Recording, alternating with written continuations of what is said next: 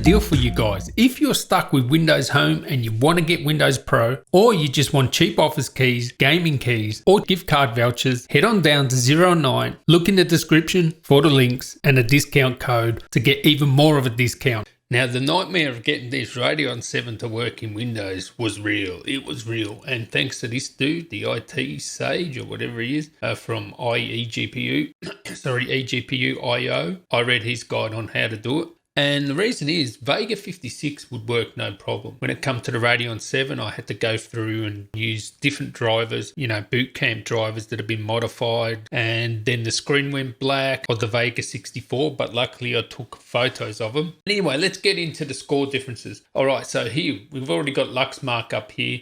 This is the ball render, 59.9, well, let's say 60,000. Okay, that's the score with the Radeon 7. The score with the Vega 64 was around 30,000. So it was like 2x performance there. Big boost over the Vega 64. So have a look at Firestrike. If you look at the graphics score, which is virtually 21,000 here, I was getting around 19,000 with the graphics score for Vega 64. If I average it all out over a few runs, it's around a 15% performance gain there. When it comes to time spy, this is with the Radeon 7, 6,500. I could get about 4,000, just over 4,000 with the Vega 64. That's another big boost, 1,500 in time spy is quite a lot. And as you see, that's the higher resolution. That's where it makes the difference. Not so much a big difference at 1080p or even 1440p because you got the bottleneck of the eGPU and the CPU. But when you get to the higher resolutions, it seems to perform a lot better, this Radeon 7. But certainly in the games I played, and it's friggin' hard to benchmark without friggin' function keys, Apple. Yeah, in the games I played at 4K, 1440p. I played Grand Theft, I played Witcher at 4K, all those different resolutions. And I can say when you play at 4K, you're getting, nearly a 20%, even more than 20% difference. 1440p. And 1080p, there's not that much difference because of the bottleneck. If you had everything optimized, you're getting, over 20%, sometimes 30% performance gains, but that's a good improvement.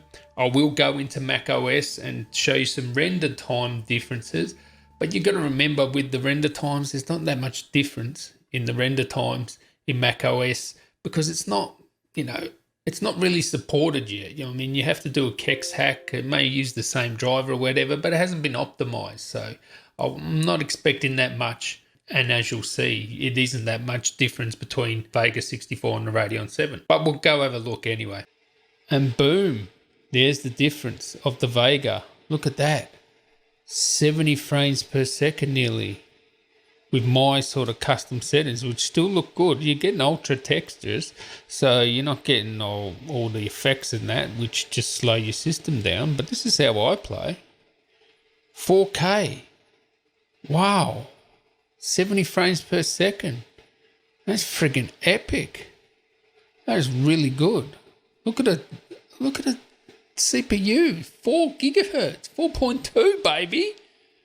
Now, this is much faster than the Vega 64 because the Vega 64 could never push 80 frames per second. Even when I lowered the settings down and put it on these custom settings, I was still not even getting 60 frames per second. It didn't really increase the frames by that much. But look at this. This is 4K, PUBG, 4K. Can nearly play ultra settings 60 frames per second. It's like 55 around there. And this at nearly 80 frames per second at my custom settings, which is what I use all the time. Now let's go to 1440p. All I have to do is change here. Boom, boom, boom, boom, boom. All right, let's go to 1440p. Yep. All right. Wow, wow, wow. 111, 108. That's pretty good. To give you a sort of reference, my I don't want to go too close to the Dino Park there. To give you sort of a reference, my system, my Threadripper system with a 2080 Ti, all right, 2080 Ti, pretty much the fastest graphics card you can get, usually plays 1440p, these exact settings, for anywhere from 110 to sometimes it can get up to 160, but it mainly sits at around 130, 140. around there. And look at this. This is doing nearly the same. It's not that, it's like 10, 15 frames less at 1440. Actually, 130, that's actually how fast my Threadripper is with the 2080 Ti. All right, it doesn't get up. Sometimes that will go up to 160, 180, depending. And you can see there, I'm getting 160 there. So it's like 10 frames. And yes, the Threadripper is a bottleneck at 1440p. Obviously, if you have a 9900K, you're going to get, probably 180 constant or 160 maybe. But it's as fast as my Threadripper with a 2080 Ti minus maybe 10 frames. It's not that much different. So we're going to go to 1080p. Do you want to go to 1080p? Let's do it. Join the armies, is he? Man, this thing's smoking. 1080p. Whoa, got 144 hertz monitor. You're going to love that. See, it's not that much difference. It shows you the bottleneck, right? All right, we're getting up to 170 sometimes too. But, I mean, sometimes, actually, yeah. All right, 20 frames different. About that. Let's go for a cruise. Let's get on the snow. Let's go until we... I'm going to put this up to 4K. Come on. We want to look at it at 4K. All right, the Vega 64 and this Radeon 7, and that's a Strix card. That would be the quietest. Can't tell the difference. All right, there seems to be like maybe a 5 decibel difference when I measure with an instrument, but listening to them both, and you have to have it on 4K, mind you, 4K ultra settings to really crank, the hell out of it so that it gets really hot. I don't want to go over for a swim. Yeah, I can't tell the difference between the two other than measuring it. And it was about, I think it was like 57 versus 53 or something like that. So, there's not that much difference. Oh my God. Allah, I'll tell you now. So much testing. Yeah, all for nothing. Really, seriously, all for nothing. Because when I was testing the Radeon 7 versus the Vega 64 in Premiere Pro and Final Cut, pretty much margin of error in all the renders I was testing. There were a couple where the Radeon 7 was a few seconds faster, whatever. I'm not even worried about a few seconds.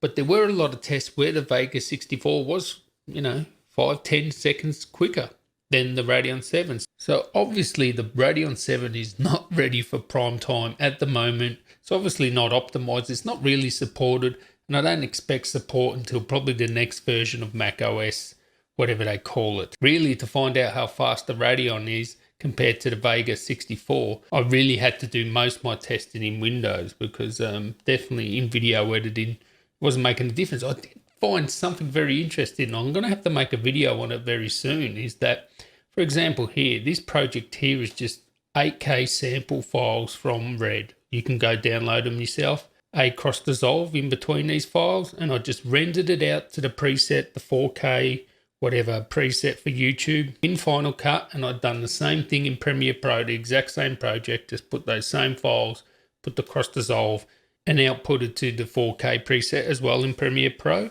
Interestingly, you can go test this yourself, get these files yourself. I mean, it's just over 30 seconds, and Final Cut took like over 7 minutes.